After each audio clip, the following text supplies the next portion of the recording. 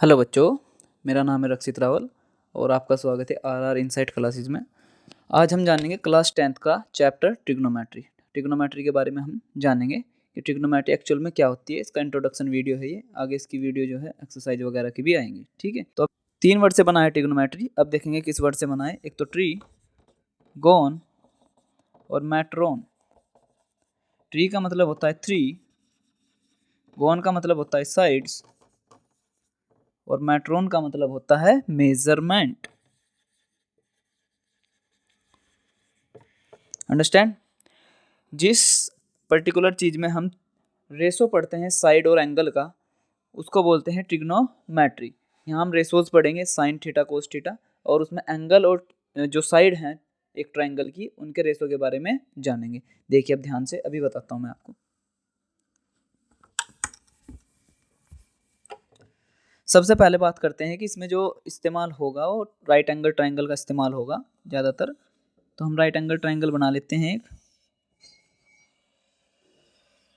आप देख पा रहे होंगे राइट एंगल ट्रायंगल है। ठीक है, अब राइट एंगल ट्रायंगल के बारे में मैं थोड़ा सा आपको समझा देता हूँ। 90 डिग्री के सामने एक इसमें परपेंडिकुलर लाइन होगी, एक बेस होगा, एक हाइपोटेन्यूस होगा। 90 डिग्री के जस्ट सामने जो होता है इसको बोलते हैं हाइपोटेन्यूस। इसको बोलते हैं हाइपोटेन्यूस। ठीक है, ये 90 डिग्री के जस्ट सामने होता है। अब इसमें से एक बेस है और एक परपेंडिकुलर है, हमें कैसे पता चलेगा अभी बताते हैं। एक और राइट एंगल ट्रायंगल बना लेते हैं यहाँ पे। ठीक है, 90 के सामने वाला जस्ट हाइपोटेन्यूस। सपोज मैं इस एंगल की बात कर रहा हूँ, एंगल थीटा, एंगल थीटा की बात कर रहा हूँ, तो जो थीटा के जस्ट सामने वाला होगा, opposite to angle theta, opposite to angle theta, angle theta के जो ऑपोजिट साइड होगी उसको बोला जाएगा परपेंडिकुलर। क्या बोला जाएगा? परपेंडिकुलर।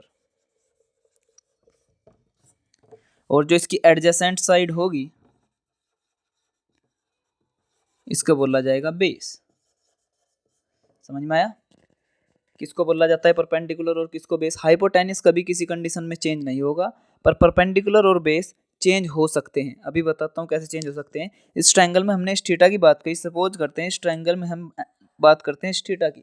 इसके सामने वाली side opposite, opposite to angle theta, जो एंगल के जस्ट ऑपोजिट साइड होगी वो उसका परपेंडिकुलर बोला जाएगा, उसका परपेंडिकुलर बोला जाएगा। और जो इसकी एडजेसेंट साइड होगी, ठीक है, इसको बोला जाएगा बेस।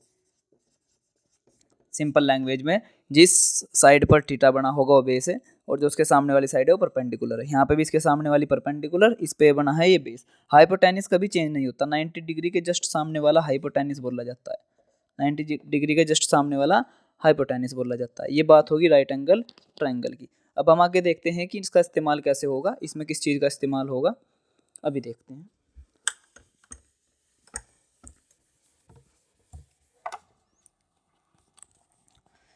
अभी आपने राइट एंगल ट्रायंगल देखा है, तो बात कर लेते हैं पाइथागोरस थ्योरम। पाइथागोरस थ्योरम का भी इसमें यूज होगा, आपने पहले भी पढ़ी होगी पाइथागोरस थ्योरम। सपोज ये राइट एंगल ट्रायंगल है, राइट एंगल ट्रायंगल के जो सामने वाला है ये हाइपोटेन्यूस है। हम इस एंगल के अकॉर्डिंग लेके चलते हैं, तो इसके अकॉर्डिंग ये परपेंडिकुलर है, ये बेस है। मान लेते हैं ए बी सी।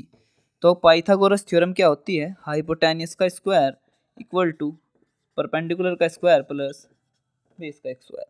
हाइपोटेन्यूस कितना है? हाइपोटेन्यूस यहाँ पे है A C according to figure, तो ए सी का स्क्वायर, परपेंडिकुलर क्या है? बी सी, यहाँ पे बी सी का स्क्वायर प्लस बेस कितना है? ए बी का स्क्वायर। ये होती है पाइथागोरस थ्योरम। इसका यूज कैसे होगा? इसका यूज होगा हमें दो साइड मिली होंगी, कोई तीसरी साइड निकालने के लिए, क्योंकि हम जो ट्रिग्नोमेट्री में पढ़ने वाले हैं वो साइड और एंगल का रेशो पढ़ेंगे, एंगल और साइड का रेशो पढ़ेंगे। वो भी आगे सब क्लियर होगा, जो नेक्स्ट वीडियो आ गई वो रेशो के ऊपर ही आ गई। आज हमने सिखाया कि ट्रिग्नोमेट्री क्या होती है, 3 वर्ड से बनी है, ट्री गोन मैट्रोन। 3 साइड का जो मेजरमेंट करते हैं वो ट्रिग्नोमेट्री के अंदर करते हैं। बेसिकली इसमें एक ट्रायंगल की बात होती है, राइट एंगल ट्रायंगल, जो मैंने समझा दिया। हाइपोटेन्यूस क्या होगा, और इसके एडजेसेंट साइड को बोलते हैं इसका बेस, ऑपोजिट साइड को बोलते हैं perpendicular according to theta. Pythagoras theorem को भी समझा दिया। एक एग्जांपल से पाइथागोरस थ्योरम को एक अच्छे से समझ लेते हैं, उसके बाद नेक्स्ट वीडियो में रेशोज समझेंगे।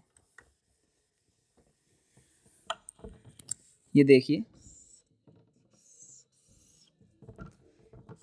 सपोज कर लेते हैं कि हमारे पास में ट्राइंगल है ए बी सी और हमको ए बी दे रखी है 5 सेंटीमीटर, ठीक है, और बी सी दे रखी है 12 सेंटीमीटर। 12 सेंटीमीटर हमको ए सी फाइंड करनी है। तो ये हाइपोटेनियस है अकॉर्डिंग टू थीटा, ये बेस है, ये परपेंडिकुलर है, ठीक है। या सिंपल भाषा में बताएं कि हाइपोटेनियस का स्क्वायर इज इक्वल टू जो बची हुई दो साइड है उनके स्क्वायर का सम होता है। बची हुई दो साइड के स्क्वायर का सम इक्वल टू हाइपोटेनियस का स्क्वायर, ठीक है। तो अब यहाँ पे ध्यान से देखेंगे हाइपोटेनियस कितना है, ए सी का स्क्वायर पाइथागोरस थ्योरम को प्लस ए सी का square equal to A B का स्क्वायर प्लस बी सी का स्क्वायर। परपेंडिकुलर पहले ले लीजिए, बेस पहले ले लीजिए, दोनों ऐड ही होने हैं, कोई फर्क नहीं पड़ेगा, ठीक है। ए सी का स्क्वायर ए बी का स्क्वायर होता है 5 का स्क्वायर, बी सी का स्क्वायर 12 का स्क्वायर, 25 144 144 और 25 169। ए सी का स्क्वायर कितना है 169। ए सी की बात करूँ, एक साइड से अगर स्क्वायर हटता है तो दूसरी साइड स्क्वायर रूट लग जाता है, और रूट हटता है तो स्क्वायर लग जाता है। तो यहाँ पे ए सी जो आएगा 13 सेंटीमीटर। इस तरीके से हम पाइथागोरस थ्योरम का इस्तेमाल करेंगे कोई तीसरी अन्य साइड निकालने के लिए। हाइपोटेनियस में से बेस को माइनस करेंगे तो परपेंडिकुलर आ जाएगा, और हाइपोटेनियस में से परपेंडिकुलर को माइनस करेंगे तो बेस आ जाएगा। धन्यवाद। नेक्स्ट वीडियो में रेशोज के बारे में डिस्कस करेंगे।